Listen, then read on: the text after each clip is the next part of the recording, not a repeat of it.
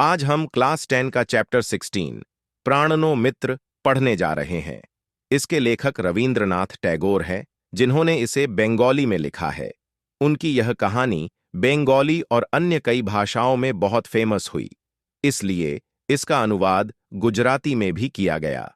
गुजराती भाषा के अध्यापक और विवेचक प्रसाद ब्रह्मभट्ट ने प्राणनो मित्र का अनुवाद गुजराती में किया। इसके लेखक रवींद्रनाथ देवेंद्रनाथ ठाकुर थे, जिनका जन्म कोलकाता में हुआ था। उन्होंने कविता, कहानी, उपन्यास, नाटक, चरित्र लेख और निबंधों के माध्यम से बांग्ला साहित्य को समृद्ध और विशाल रचनाएं प्रदान कीं। पोस्टमास्टर, काबुलीवाला, दीदी, नष्ट-नीड़, क्षुधित पाषाण उनकी उत्कृष्ट कहानियां हैं। घरे बाहिरे और गोरा उनके विश्व प्रसिद्ध उपन्यास हैं। मानसी, चित्रा, चैताली, ब्लाका उनके उत्तम काव्य संग्रह हैं। उनके लेखन गुजराती के अलावा और भी कई भारतीय भाषाओं में पढ़ने को मिलते हैं। उनके गीतांजलि काव्य संग्रह के लिए उन्हें विश्व प्रसिद्ध नोबेल पुरस्कार प्राप्त हुआ। गुजराती भाषा के अध्यापक और विवेचक प्रसाद ब्रह्मभट्ट ने बलाई का अनुवाद गुजराती में किया। पेड़ों के माध्यम से प्रकृति के प्रति आत्मीय भावना रखने वाले बालक बलाई का वृक्ष कट जाने पर जीवन का एक हिस्सा खो देने का हृदयस्पर्शी चित्रण इस कहानी में रवींद्रनाथ ठाकुर ने किया है। वृक्षों और पुष्पों के प्रति बलाई का हृदयस्पर्शी संबंध इस कहानी का अनूठा चित्र है। बहुत छोटी छोटी लगने वाली घटनाएं भी इस कहानी की संरचना में अद्वितीय योगदान देती हैं। जब बलाई अपनी काकी से दूर जाते समय अपने प्रिय मित्र सीमला की तस्वीर मंगवाता है, तब काकी को समझ में आता है केवल सीमला एक वृक्ष ही नहीं काटा गया है, बल्कि काकी ने तो बलाई भी खो दिया है। काकी के आंसुओं के साथ समाप्त होने वाली इस कहानी में रिश्तों की गहराई और कोमलता मार्मिक ढंग से प्रस्तुत होती है। गद्य रूप में यह कहानी मानो एक भावपूर्ण कविता की तरह टैगोर ने सजाई है। कहानी की शुरुआत होती है। इस कहानी को रवींद्रनाथ टैगोर बताते हुए कहते हैं, आकाश से रिमझिम बारिश हो रही है। उसका पूरा शरीर मानो बारिश की ध्वनि सुन रहा हो। छत पर शाम की सुनहरी धूप पड़ रही है, जिसमें वह खुले दिल से हाथ फैलाकर बारिश की बूंदों और कोमल सुनहरी धूप को महसूस कर रहा है, जैसे कि वह पूरे आकाश से कुछ समेट रहा हो। वह अक्सर अकेले बैठकर इन प्राकृतिक चीजों से अपने मन की बातें करता रहता। मैं उसे एक बार पहाड़ पर ले गया था। हमारे घर के सामने पहाड़ की ढलान पर दूर तक फैला हरा भरा घास का मैदान था, जो नीचे घाटी तक फैला था। उसका मन यह सब देखकर खुश हो गया। उसके मन में तो यही था कि घास का यह ढेर जैसे घास में लौटने की जगह हो। और वह उस ढलान पर लौटने लगा। उसका पूरा शरीर घास घास से भर गया। लौटते लौटते घास की छोटी छोटी कड़ियां उसकी गर्दन में चुभ गईं और वह खिलखिलाकर हंस पड़ा। अगर कोई पौधे का फूल तोड़ता तो उसे बहुत बुरा लगता। दूसरों के लिए उसकी यह भावना कोई मायने नहीं रखती थी। वह इसे समझता था, इसलिए अपनी तकलीफ छिपाने की कोशिश करता। उसकी उम्र के बाकी लड़के पेड़ों पर पत्थर मारकर फल गिराते थे, लेकिन वह कुछ नहीं कह पाता। वहां से मुड़कर चुपचाप चला जाता।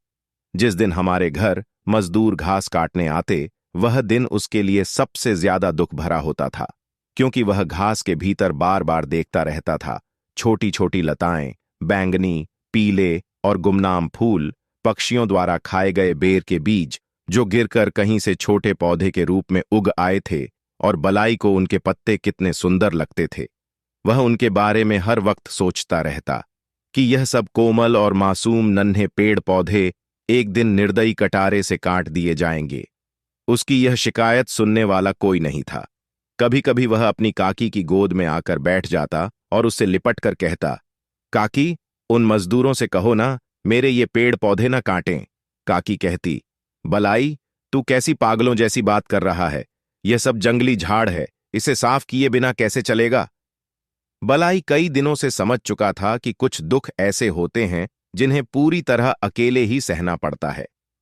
उसके आसपास के लोगों पर उसकी भावनाओं का कोई असर नहीं पड़ता। एक दिन सुबह जब मैं ध्यान से अखबार पढ़ रहा था कि तभी बलाई मुझे बगीचे में खींच कर ले गया।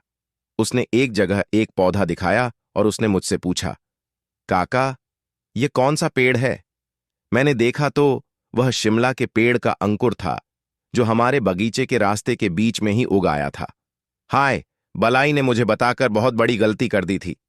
मैंने मन ही मन उसे काटने की बात सोच ली, लेकिन मैंने अपनी मन की बात मन में ही रखी। इस अंकुर को जैसे वह देख रहा था, मैं भी उस अंकुर को देखने लगा और उसके सामने खुश होने का दिखावा करने लगा। हर दिन वह उसे पानी देता और देखता कि पौधा कितना बढ़ा है। सीमले का पेड़ तेजी से बढ़ता है, लेकिन बलाई के उत्साह उससे भी तेजी से बढ़ता जा रहा था। जब पौधा 2 हाथ ऊंचा हो गया, तो उसकी हरी भरी पत्तियों को देखकर बलाई सोचने लगा कि यह कोई अद्भुत पेड़ है। बलाई ने कल्पना की कि वह पेड़ एक दिन आकाश को छू लेगा। एक दिन मैंने बलाई से कहा भी कि सीमले का यह पेड़ काफी बड़ा हो चला है। मैं माली से कह दूंगा, वह इसे उखाड़कर फेंक देगा। यह सुनकर बलाई चौंक गया। उसके लिए यह कितनी भयानक बात थी। उसने कहा, नहीं नहीं काका, आपके पैर पकड़ता हूं, इसे मत उखाड़ना। मैंने कहा, तुझे पता है तू क्या कह रहा है? यह बिल्कुल रास्ते के बीचों बीच उग गया है। बड़ा होने पर यह हर तरफ अपनी शाखाएं फैलाकर परेशानी पैदा कर देगा।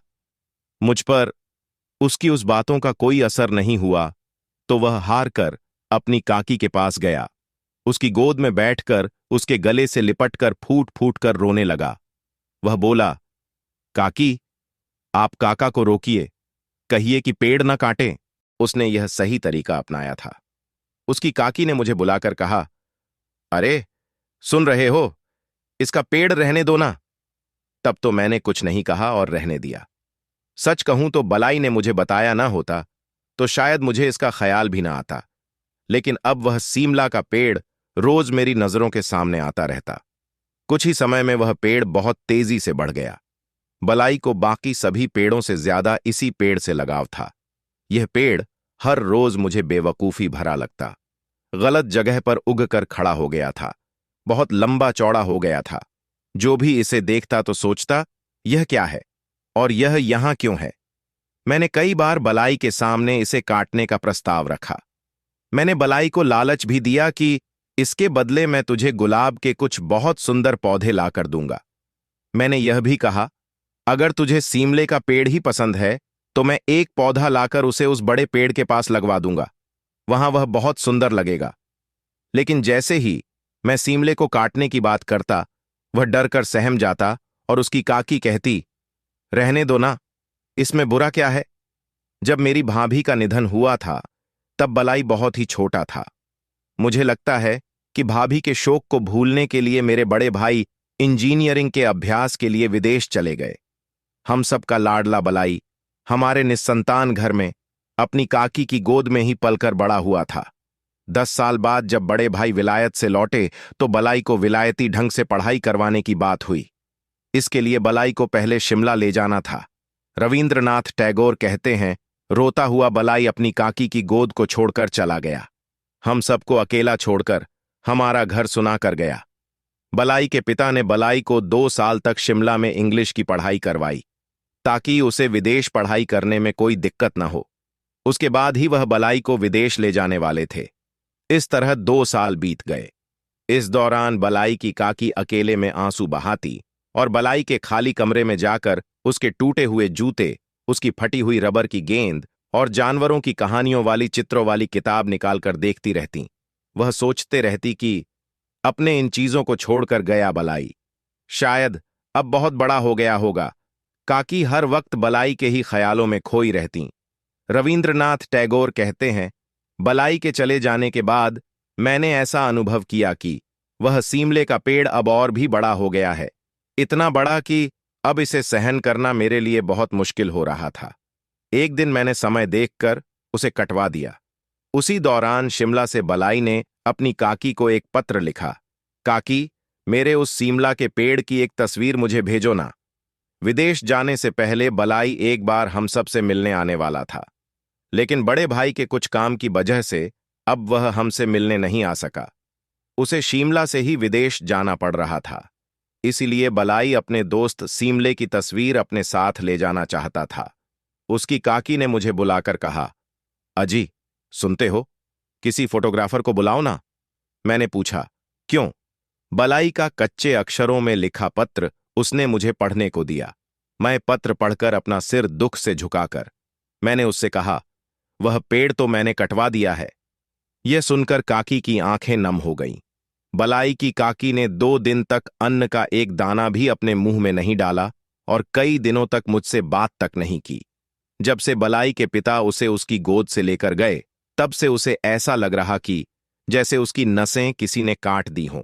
और जब उसके काका ने बलाई का प्रिय वृक्ष को हमेशा के लिए काट दिया, तो काकी को ऐसा लग रहा कि किसी ने बलाई के प्राण ले लिए हो। जैसे काकी के लिए पूरा संसार झूठा हो गया हो और उसके हृदय में फिर से एक घाव हो गया हो कि वह अपने लाडले की एक छोटी सी इच्छा को पूरी न कर सकी। वह उसके प्राण से बढ़कर मित्र को बचा न सकी। काकी के लिए तो अब वह वृक्ष ही बलाई का रूप था, लेकिन आज न तो बलाई था और न उसका प्राण से बढ़कर मित्र था, जिसे देखकर वह अपने दिन काटती। रविंद्रनाथ टैगोर कहते हैं कि मैं पश्चाताप के आंसू आंखों में भरे सोचते रह गया कि मैंने जाने अनजाने में कितनी बड़ी गलती कर दी है। उस दिन मैं पेड़ पौधे और मनुष्य के बीच के प्रेम को समझ पाया। इस तरह के एनिमेटेड वीडियो को देखने के लिए वीडियो को लाइक करें, चैनल को सब्सक्राइब करें और बेल आइकन को दबा दें ताकि हमारी वीडियो आप तक सबसे पहले पहुंच सके। धन्यवाद।